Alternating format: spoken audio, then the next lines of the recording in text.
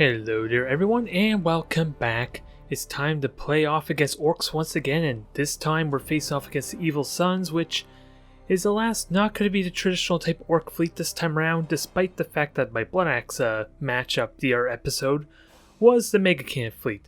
In this case, we're having the Evil Suns, which is the popular faction, but instead we're going to have a lot of torpedoes, a handful of cruisers, and 2 battleships in this fleet, so I'm not entirely certain what the strategy was there. I'm assuming it was to include a lot of zap cannons, which I think the majority of them are actually battle cruisers as opposed to regular cruisers.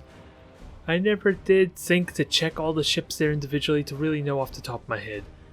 But either way, this is going to play very similarly to what I had in mind against my previous orc opponent, in that I'm going to be playing an objective-centric type of match, at least until I get a window, possibly where my opponent spreads out or at least leaves them vulnerable to either gain attacked on the rear, taking damage from my maelstrom due to them boosting prematurely, or any other opportunities I can get.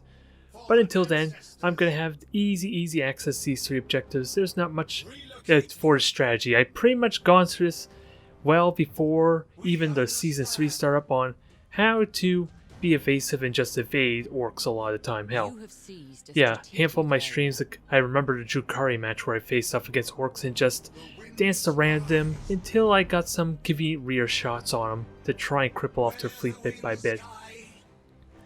And this is going to be no different, outside of the fact that the majority of my fleet is at least visible to my opponent, so I am going to just relegate this light cruiser to stealing points behind them, especially when they're facing away or flying towards the rest of my fleet, so it should be relatively easy for me to sneak up and steal their initial 2 points. But in this case, my opponent, my orky friend, is just going to grab the 1 point and then go straight through the middle, probably trying maybe to engage me, maybe to grab these other 3 points, since they are a very convenient layout for like saps and long range DAC after all, as I conceal myself to kind of deal with the fighters, since after all, one of those battleships is also a carrier type of ship, which is part of the reason why I'm concealing myself. And yeah, that is the full battleship type of ship. I was wondering how many squadrons we had to deal with, since most of those ships are cruisers, which I believe only have a single fighter bay. And in this case, the battleship's a lot more intimidating just because of how much more hit points it would have to get through to soak up the point defense, since after all, these orcs do not have bombers, so their fighters are where they can do their damage if they can catch up to me. So I still need to take them seriously, just like as my Necron adversary from the previous episode has been, Calamity Knight I think it was. And I dodged the torpedoes easy enough. It's just a lot of control and keeping them at arm's length, and again, waiting for them to make mistakes or at least leave themselves exposed. Since I'm currently not revealed, so I'm not going to be taking any lance damage or any sap damage of any kind. And now that we have the flagships revealed, I am going to try and make it a note to go after them, but the one thing I did not tell you is that instead of a tractor cannon, my opponent has Nova cannons on him. Which is going to be a little bit awkward, since I was caught completely off guard there and my Wraithbone shift just now comes off cooldown. Take notable amount of damage considering we're dealing with, yeah, the Orc Nova cannons has like, what, 5 or 6 separate shots to it? That disperse randomly as you just saw there. So I'm hopeful that I can mitigate a lot of this damage, since it looks like I already took a very sizable chunk already from that one shot itself. But at the end of the day, it's only 4 shots I have to deal with, so I'm going to try and make it a point to evade that or avoid that the best I can, especially since my opponent is constantly turning as I check to see if there's a tractor cannon. And once more, try as I might, I should not have false maneuvered, because that would have saved me a crap ton of damage that I just took right there. Just 2 Nova cannon shots and already my Phoenix is kind of at half health. I'm losing at this RNG type of game, which it feels like is kind of how the Nova cannon functions, but I'm still in good shape. It's just a really awkward predicament for at least the flagship itself, taking all this damage without really engaging just yet. But with only 2 shots left, they won't have much more steam left, if I can at least avoid the next 2. And then we'll just have to deal with the sap cannons and the DAC as I mentioned before. Otherwise, my opponent makes it difficult. He keeps turning the instant I try and turn to engage, and this time I am prepared for Nova Cannons. I try and not burn my Wraithbone shift, and thankfully that did not bite me in the ass. That was so close to taking a little bit more extra damage, but right now, with the boost, there's only a single Nova Cannon shot left, and this is kind of the opportunity I was talking about there. Reckless boost into my flagship is going to get trapped by a stasis bomb, and we're going to have a maelstrom on a good handful of their cruisers. It's going to be a great way to soften them up and at least return the favor for all the Nova Cannon shots they sent my way after all. And hell, it even slows down the fighters in that stasis bomb as well as a convenient bonus. I don't think I notice the fighters as much at the moment since I think I don't bother to conceal myself just yet, but right now it's working out well. And this is the last Nova Cannon shot. I'm prepared for that situation as well, thankfully, and that is all she wrote there. There are no more Nova Cannons to deal with. I don't have to deal with the possibility of taking unnecessary damage. As I'm getting frigate kills as a bonus conveniently through this maelstrom. Not enough to kill both the frigates, but hey, I don't think the frigates are going to be doing a whole lot otherwise since they are completely oblivious to the light cruiser if I had to guess. But with the gas cloud here, that does protect me from the fighters that were launched, but I didn't use the asteroid belt like it was probably would have been the more efficient route, at least the better route, in case they did not get caught in that stasis bomb. That could have been painful. But I have the fleet separated.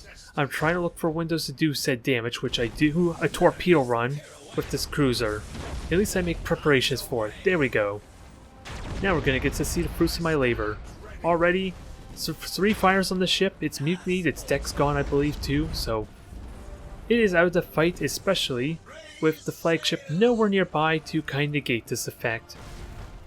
And now, I can just do it again to this other orc cruiser in a moment. I kind of have my fighters currently out, so it's not like I have the opportunity to launch the bombers just yet, since I don't think I bother to recall them. But right now, it's going to be easy cleaning up here, especially since again I don't have to deal with mega cannons. So this convenience of not having to deal with that, or the fact my opponent's using torpedoes, is a bit of a blessing in this regard. I am taking boarding damage though, since those ships, boarding crafts do still go to 600 unit speed. Hell, they've always gone 600 unit speed. They were just buffed the same amount as the fighters were. So they are effectively getting to my ships if I don't have the fighters out, which I do switch them over to bombers eventually to try and do a bit more damage. So safe to say this bomb squad is dealt with. It's just the 2 battleships and the objectives, which I have 4 out of the 5. And once this flagship is done dealing with this final ship, ideally with a mutiny, I don't think I'd prioritize or get the deck though, so they can still execute if needed. So it'll still take a little bit longer. But I'm not afraid of these battleships. There's no mega cannons. There are some heavy guns on the broadside which I'll have to be mindful of. And these assault ships, which there are a lot of them. It goes without saying. So I'm likely, with 5 squadrons each, going to take a little bit of damage. Or at least a lot of boarding damage, so I may not have taken that too seriously. And I do get a little bit of light torpedo hits, and not as impressive as it could be, since I think only 3 may have hit there, if I had to guess. But I think the main theme of this strategy was to do the boarding type of damage, because they are starting to cripple off these cruisers quite a bit without the fighter squadron support to at least provide a very easy means to kill off their assault ships. With me being spread out, it's the one downside I get for trying to separate their fleets. I don't get the defenses I would like. But with the engine down and a long-range torpedo salvo to complement this battleship is limping. It is hurting. It's just a matter of watching it die. But in this case, my opponent's just going to disengage and kind of run off. Conceding defeat, and hell, just destroying the battleship if it was a carry one. No, it already accounted for the points. I was looking up top of the screen thinking it would put me over the top for the victory condition. So ultimately, that was a very straightforward battle, but the Nova Cannons made that a little bit complicated. I wasn't prepared for them, I wasn't expecting them, and I didn't have my Wraith Bone shift up as a result, especially for the very first one. Getting hit by a second, though, was kind of my own undoing. I deserved taking as much damage as I did there.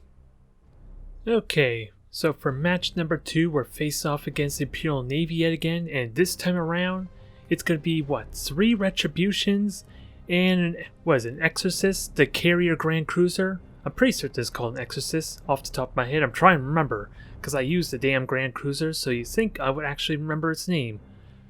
So I'm really hoping I didn't get wrong. But either way, this is going to be another case where I'm face off at least a fleet focused heavily on its shield health and durability, and not so much its mobility.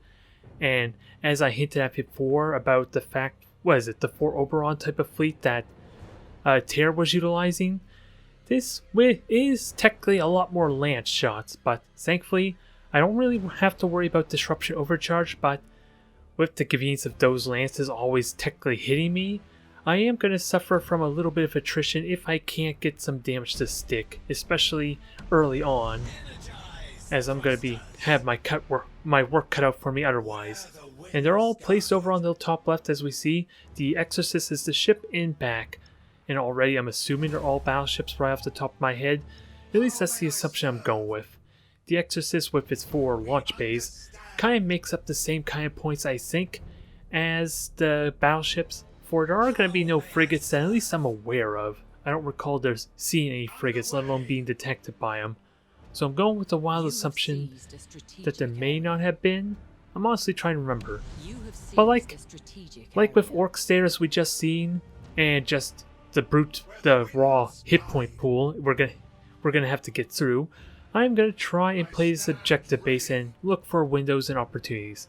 And there's the reveal of the Exorcist, although I am half wondering if it was an Emperor, since it is lagging behind there and I have not paid attention to the speed difference, if it was keeping up or not, but that's the assumption I'm going with.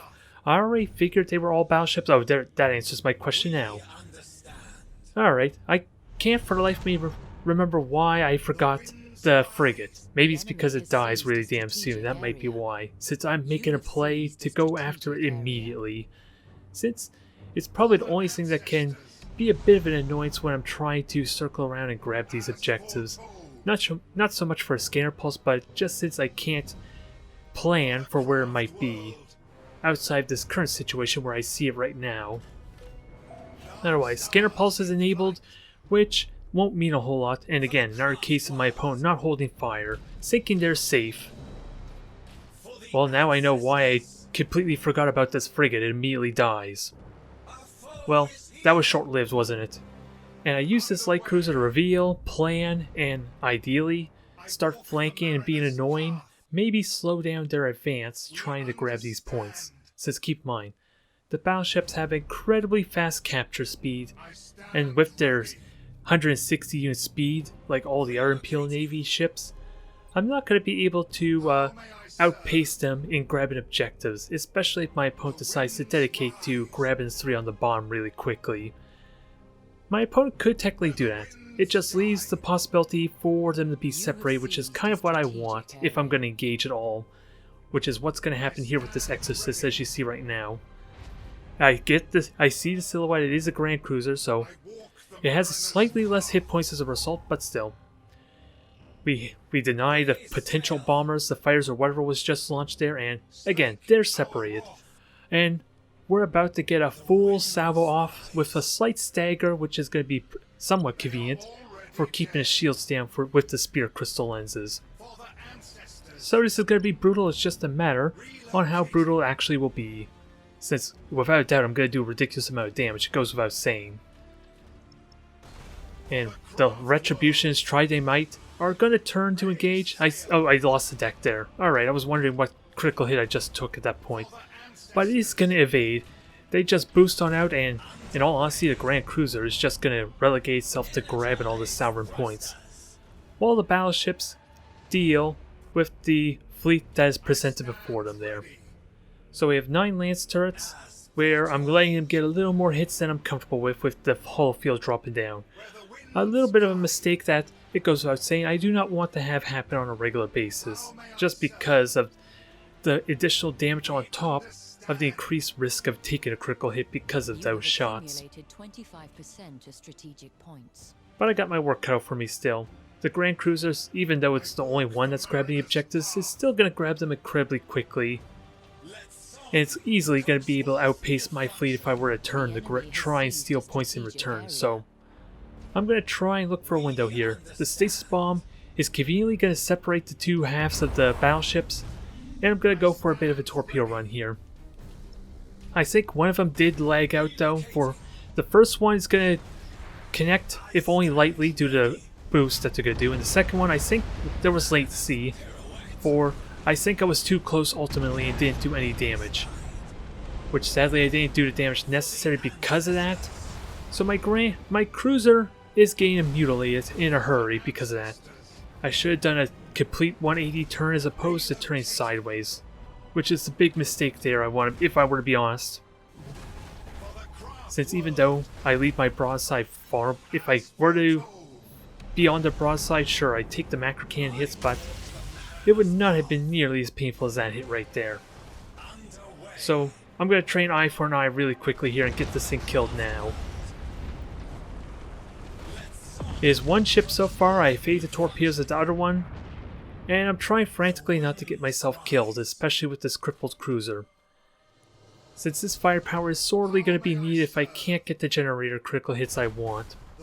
Which is again going to be a tall order since I don't think I got any critical hits on the first battleship, due to their additional resilience after all.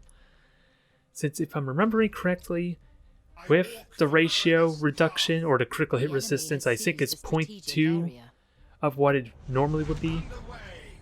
So if I'm remembering correctly, that's what, about 7.5% chance each of my pulsar shots can actually critically hit. And that's with the lock-on or spear crystal focus, that is. Or at least the lock-on stance. It's the assisted rune targeting, I think is what it's called there for Eldari, but either way, it makes it that more unlikely I can get the critical hits I want, as opposed to what, 30-ish% against the cruiser. Which I don't need to tell you how effective that is, or how much of a difference that is. But I am getting some nice softening up damage here, and I think what may be going on is my opponent is running low on fumes a little bit with the combustion gauge.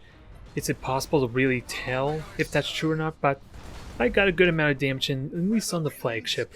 I just need an opportunity to somehow keep hitting it, and with no frigates or fighters available to kind of reveal it, I'm not going to be able to do any more damage here without doing something really risky like getting their face.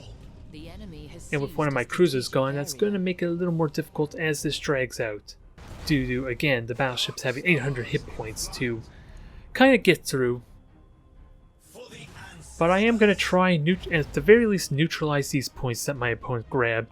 I have a nice point lead so far, so I want to make sure they're not sneaking up a victory from behind my back. But in all honesty, I probably could have just turned away completely with the two ships on top and just grab those 3 objectives up there. But once it's neutralized, they're going to try and turn and neutralize the others and help with dealing with this fleet that's pursuing me. And with this said, the Grand Cruiser, with the battleships in the gas cloud, I decided to turn my attention to this, especially since it could cost me a match with the 3 points, or at least the 2 points it managed to grab this time. And thankfully I got myself a beautiful torpedo run as a result of that. And that is going to help make short work for this thing. I just need a couple more pulsar shots. I don't think it's going to burn to death just yet, but with the last cans it's enough to seal the deal. So now I have a crippled flagship that is going to be really tricky to deal with just because of the position of the other battleship from here on out. Unless I want to wedge myself into the southern corner, which can be a bit of a fallacy if I don't do the damage necessary, since I can get wedged in there really quickly. But right now I'm just going to neutralize points. That's the ultimate goal, because I don't realistically expect to keep them, especially with the battleships directly behind me to just immediately grab them anyway. So it doesn't do me a whole lot of good, but I probably could have grabbed the second point there where the other cruiser and light cruiser's at. But this is where I'm going to do a little bit of zigzagging you're going to see there. Dodging the macro cannons by that means is a nice reliable way to make sure At least the macro cannons don't hit you when you're still out of distance. It's just the las cannons or the lances that are doing damage at this point. And they will slowly chip me down, but without a Spear Crystal lenses or Disruption Overcharge, that's not a big factor just yet. Hell, having my light cruiser be revealed, also now in lock-on stance, that probably helps to divert a little bit of the firepower away from my crippled cruiser too. The enemy has seized Now, I am completely out of stasis bombs, so it's going to be hard to force an engagement to my liking, and with no... I've been doing a terrible job gauging how much my opponent's combustion gauge has been spent. So, I'm going with the assumption I have a full charge still, especially with Summary Execution, to immediately recharge most of that anyway, which I don't even know if my opponent's been using that. I see 17 out of maybe 18 on that battleship, so they used it at least once. And as much as I would love that to have been an engine critical hit, it's just a weapon destruction on, what, a broadside battery, I think? And I'm gonna just see, let's see, I go for the attack run, I try and maximize my damage here, especially with bombers, especially with maelstroms.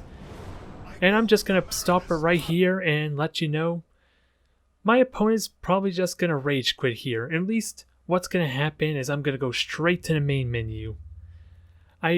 As tense as this is, we're going to be left a little bit wanting. We're not going to get a proper conclusion to this match because it is very tenuous for me, and my light cruiser and regular cruiser are actually about to get bored because of their close proximity too, which could cost me immensely since they're going to lose like at least a third of their crew and possibly the generator critical hit, which might suck immensely if my opponent's prioritizing that. So, with the Maelstrom on there, the bomber's connecting, and I am getting boarded. I don't know if this is true or not, because you just saw 17 boarding results, I think it was, or at least 12 boarding results on my light cruiser. It was probably not going to survive that assault. So I'm wondering, did my opponent just rage quit there? If that's the case, what may have happened is my opponent burnt off all the combustion gauge in that window, leaving themselves vulnerable to taking the full barrage of that maelstrom. If I had to guess, it's entirely possible maybe something else happened with the connection in that, but that result going straight to the main menu is kind of consistent, at least what happens normally when, at least I think it was just the Space Marine players in previous matches that just disconnect or Alt F4, I'm not sure exactly how it works. So, it was a tense match. It ultimately was a victory for me. I am just sorry we don't get to see a proper conclusion to it.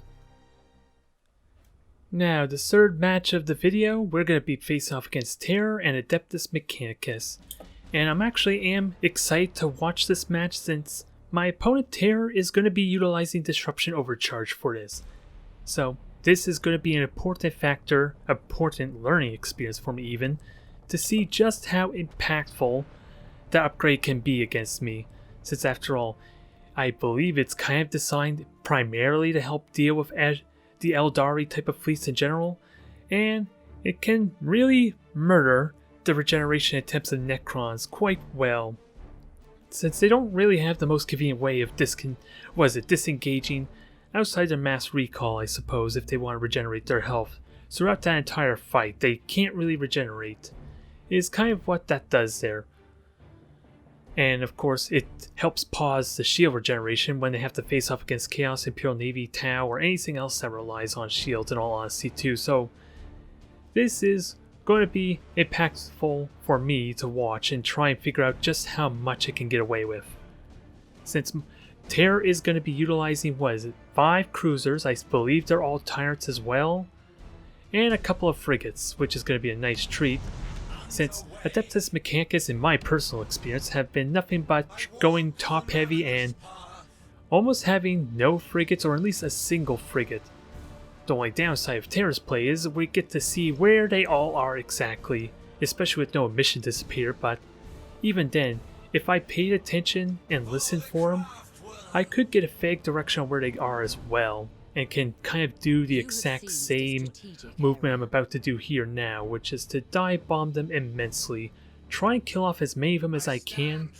Best case situation, I would love to kill 2 of them, since that way they don't get the 100% uptime on the scanner pulse to keep revealing me, especially with these convenient gas clouds.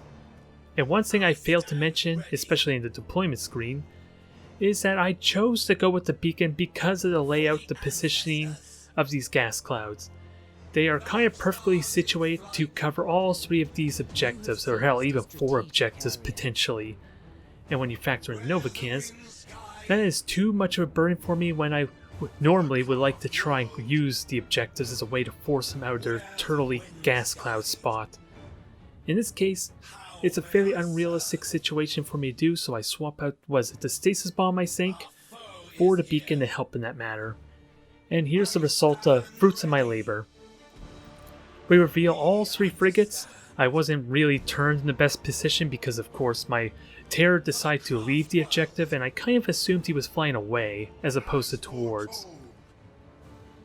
So we're going to correct this wrong as I recall the fighters to make sure I get the hit I want. And when I do board, it's all in all sorts of fire. This thing is already screwed. Sadly, I'm not going to have enough time to turn to deal with the other frigate, try as I might. If I had continued to fly towards the objective, regardless of whether they were off it or not, I could have gotten away with 2 kills like I want, but in this case, I'll be content with 1 frigate for now.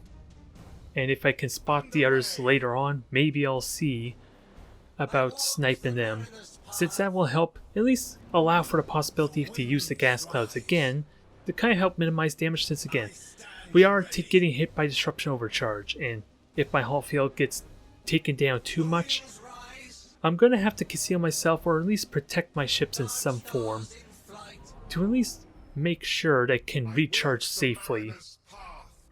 But in this case, Nova cannons are coming up now, but in this case, the one important thing to note is this false maneuver can be fatal if I use it poorly, since it does drop down my hull field a notable amount as well, on top of the Disruption Overcharge to pause my regeneration.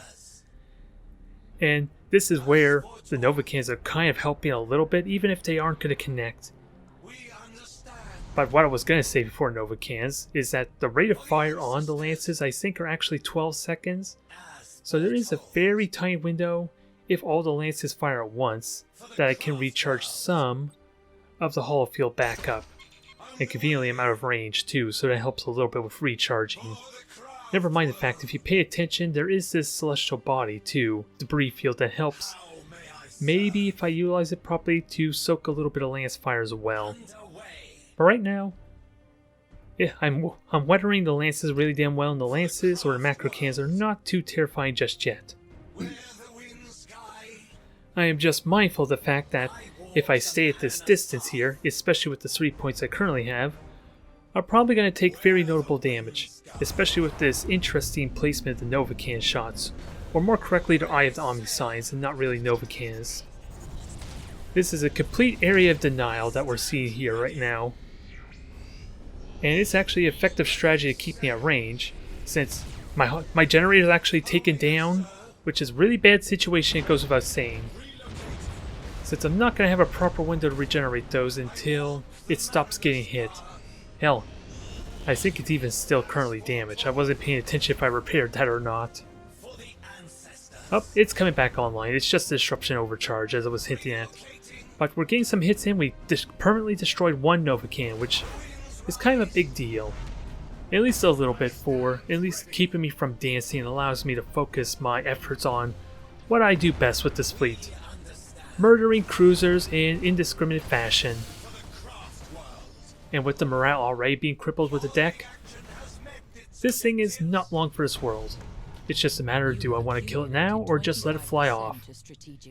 The strategy that I usually go for would be to try and kill it now, if the opportunity allows for it. The enemy has seized a strategic area. But we still have 4 cruisers left to deal with, and they are in close range. And I don't recall checking, but with the second Nova Cannon down and engines of course also damaged, we are doing pretty well here. Hell, the engines just permanently got destroyed, so this is a vast difference. You can see a comparison right here between this match and the last, trying to get critical hits for crying out loud. It gives those battleships incredible resilience, and is kind of why I like having at least a battleship in the fleet at all times, if I can afford it. And with a second mutiny, we are managing this fleet surprisingly well, despite the fact that I am missing a hull field on another one of my cruisers. I just am trying again to remember if that's the... Oh yeah, the generators are still temporary damage. I was wondering if maybe that was the deck.